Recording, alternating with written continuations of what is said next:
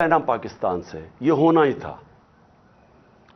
जब हमारी हुकूमत हटाई गई तो मैं तब से कह रहा हूं कि मुल्क के मसलों का हल सिर्फ एक है, वो इलेक्शंस करवाएं और अवाम के मैंडेट से एक हुकूमत लेके आएं, जो हुकूमत फिर वो फैसले करे मुल्क के लिए जो मुश्किल फैसले हैं, लेकिन क्योंकि अवाम के मैंडेट से वो हुकूमत आई होगी, वो फैसले कर सकेगी। और मैं तब से कह रहा हूं कि इलेक्शन के अलावा पाकिस्तान के मसले मसाइल का कोई हल नहीं। हमारी जब हुकूमत जो साजिश हुई और जब गिराई गई तो मैंने ये एक चीज़ बार बार कही कि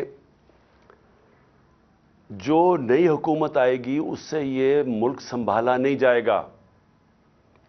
जो वो आज कहते हैं, जो साहब के जनाब इमरान खान मुल्क बर्बाद करने लगा था, उसको भी बताया कि देखें, अगर आपने इस वक्त सियासी इस्तेकाम ना कायम किया, यानी कि अगर पॉलिटिकल इंस्टेबिलिटी आती है, तो ये जो आपने चोरों का पलंदा जो इकट्ठा करके हमारे ऊपर मुसल्लत करने लगे हैं, ये नहीं संभाल सकेंगे।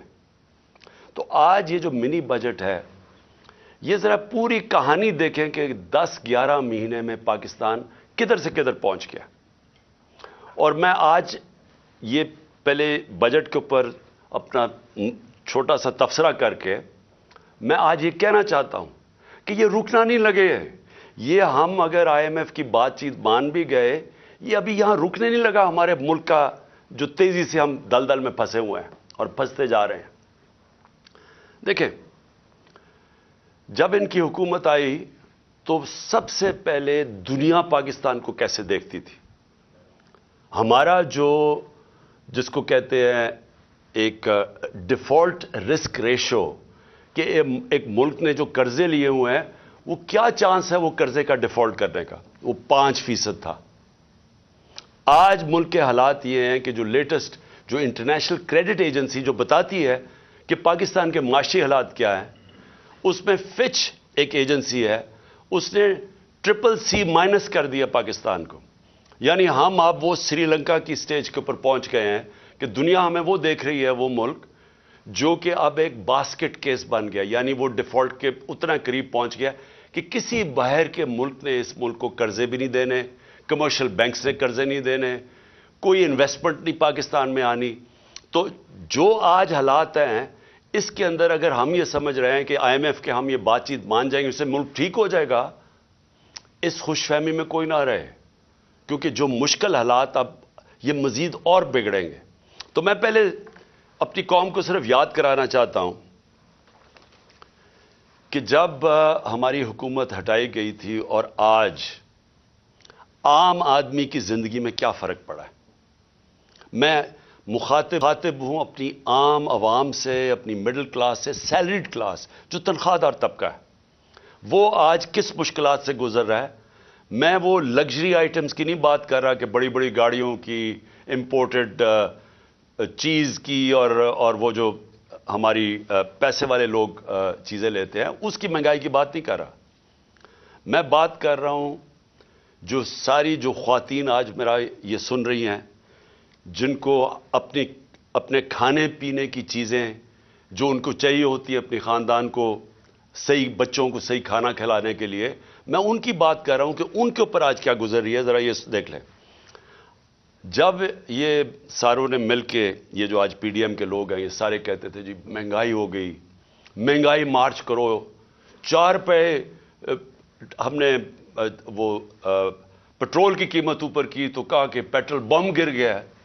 तो उन्होंने एक दफ़ा वो फजल रहमान आ गया था महंगाई मार्च करके, दूसरी तरफ वो काम पे टांगने वाले वो बिलावल आ गया था, उसके बाद 2 दफ़ा फजल रहमान, और उसके बाद ये मरियम ने कोई रास्ते में रह गई थी, उसकी भी लॉन्ग मार्च। लेकिन सबका एक कह रहे थे कि महंगाई से लोग तबाह हो गए।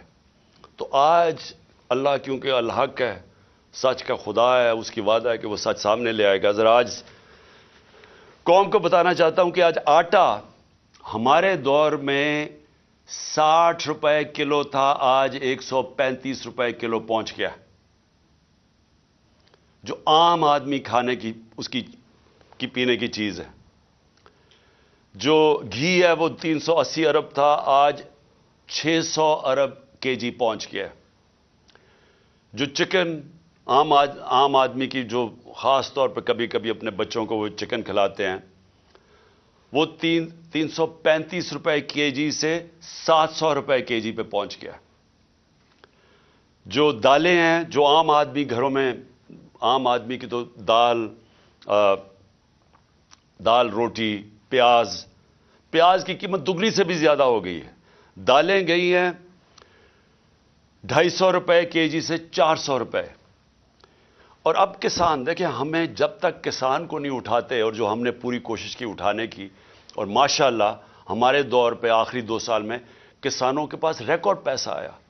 ہم نے ان کو ٹائم پہ جو گنے کی فصل کٹتی تھی، شوگر مل سے ٹائم پہ پیسہ لے کے دیا، پوری قیمت لے کے دی، کٹوتی ختم کی، ٹائم پہ پیسہ ملونا اپنی زمینوں پہ لگایا۔ ریکارڈ 4 فصلوں کی ریکارڈ پروڈکشن 2 سال ہوئی ہماری، یعنی بمپر کراپس ہوئی۔ تو آج وہ جو یوریا استعمال کرتا ہے وہ 1668 روپے ہمارے دور میں تھا، آج یوریا گیا ہے 3000 روپے پہ۔ ہمارا جو پھر میں اور بھی چیزیں جو گھر بنانے کے لیے سریا لوگ استعمال کرتے ہیں، سیمنٹ استعمال کرتے ہیں، تو سیمنٹ گیا ہے 865 روپے سے 1062 روپے پہ۔ جو سریا استعمال کرتے ہیں وہ 2 لاکھ روپیہ ٹن سے، سلیب سے، وہ گیا ہے 3,05,000 پہ۔ 2 لاکھ سے 3,05,000 پہ۔ اب جو لوگوں نے گھر بنا رہے ہیں، کنسٹرکشن کر رہے ہیں، ان سب کو مشکلیں پڑ گئی ہیں۔ جو پروجیکٹس تھے ہمارے، مثلا آپ سڑکیں بن رہی تھیں، جو پرانے پروجیکٹس چل رہے تھے، ان سب میں مشکلیں پڑ گئی ہیں۔ ہم جو شوکت خانم بنا رہے ہیں، اور جو انشاءاللہ اس سال کی اینڈ میں کھلنا تھا کراچی میں، اب وہ سارے ہمارے جو ایسٹیمیٹس ہیں وہ سارے اپسیٹ ہو گئے ہیں۔ امپورٹس رک گئی ہیں، جو سٹیل کی امپورٹس تھی، کئی چیزیں رک گئی ہیں۔ تو سارے اس طرح پروجیکٹس جو آن گوئنگ پروجیکٹس ہیں سب متاثر ہو گئے ہیں، یہ جو قیمتیں بڑھی ہیں سیمنٹ کی اور سٹیل کی۔ لوگ گھر بنا رہے تھے، ان کے گھروں کے قیمتیں ایک دم اوپر چڑھ گئی ہیں۔ پھر دوائیں، انہوں نے امپورٹس کے اوپر جو بین کیا ہے، جو لائف سیونگ ڈرگز ہیں، جو خاص طور پہ آپ استعمال کرتے ہیں، کینسر کی ڈرگز، ہارٹ کے لیے، وہ ان سب میں قلت آ گئی ہے، کیونکہ یہ جو سوچے سمجھے بغیر سب امپورٹس بند کیے ہیں، جس میں متاثر ہو رہے ہیں ہاسپٹلز اور وہ مریض جن کی سیریس بیماریاں ہیں۔ اچھا، اب یہ نئے بجٹ آ گیا، یہ میں آپ کو بتا رہا ہوں، یہ اب تک جو مہنگائی ہوئی تھی، اب یہ جو انہوں نے ابھی جو آج لے کے آئے ہیں، اس کے اندر گیس اور بجلی، میں اب عام آدمی کی پھر بات کر رہا ہوں کہ جو گیس کا جس کا بل 3000 کا آتا تھا، وہ آج ہو جائے گا 4300 کا۔ جو بجلی کا بل جن کے گھر 10,000 آتا تھا، وہ 13,000 پہ چلا جائے گا۔ سو یہ مزید میں آپ کو آج کے بل کے بعد جو مہنگائی ہے، sales tax across the board بڑھا دیا ہے، یعنی ساری چیزیں، کیونکہ سیلز ٹیکس انہوں نے بڑھایا ہے، ساری چیزیں اس سے مہنگی ہوں گی۔ اور جو بھی میں نے سریا کی اور سیمنٹ کی بات کی تھی، ان کے اوپر جو گیس، سریا بنانے کے لیے جو سٹیل ملز کو گیس جاتی تھی، اس میں 14% انکریز کر دیا، تو اس کی قیمت اوپر جائے گی۔ سیمنٹ 10% گیس کی قیمت انکریز کر دی ہے، تو مزید اس کی قیمت اوپر چلی جائے گی۔ یوریا کے لیے جو پھر کسانوں کا مسئلہ آئے گا، یوریا کے لیے جو گیس 70%، اس میں 70% گیس کی قیمت بڑھا دی گئی ہے، جو یوریا یعنی جو کھاد کی فیکٹریز کے اوپر گیس جاتی تھی، تو اس سے ایک بوری کے اوپر 375 روپے کا اضافہ ہو جائے گا اب کسانوں کے لیے۔ اور کسانوں کو آگے مشکل پڑی ہوئی ہے کہ ٹیوب ویلز کے اوپر جو بجلی کی تھی اس کی سبسڈی ختم کر دی ہے، تو مزید اور کسانوں کے لیے اور ایک اور عذاب آ رہا ہے۔ اب اس سے ہوگا کیا؟